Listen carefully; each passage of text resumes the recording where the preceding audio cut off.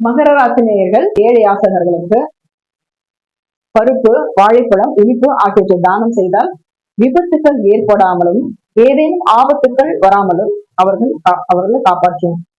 இந்த மாதிரி தானம் செய்து வந்தா வாழ்வில் நல்ல நடக்கும். அடுத்து பாத்தீங்கன்னா, ஆண் பெண் இருவருக்குமே அவர்கள் கணவன் மனைவியை தவிர வேறு ஒருவருடன் தவறான தொடர்பில் ஈடுபட முயற்சி செய்தாலோ இருந்தாலோ அவர்களுக்கு பெரும் தரித்திரம் ஏற்படக்கூடும். எனவே அவங்களோட கணவன் மனைவிக்கு ஒழுக்கமானவர்களாக இருக்க வேண்டும். இந்த மகர ராசினியர்கள். மூன்றாவது என்ன சொல்லப்பட்டிருக்கிறதுனா, 48 வயதிற்கு மேல் தான் வீடு கட்டணும். அதுக்கு முன்னாடி வீடு கட்டினா இவர்களுக்கு நன்மை பயக்காது மகர ராசினியர்களுக்கு. மற்றும் இவர்கள் கேது பரிகாரம் செய்து கொள்வது நல்லது. சனிக்கிழமைகளில் ஒரு வெள்ளி நாணயத்தையும் பாலையும் கிணற்றில் விட்டால் அவர்களுக்கு தரித்திரம் நீங்கி நலமுடன் வாழ்வு கிட்டும்.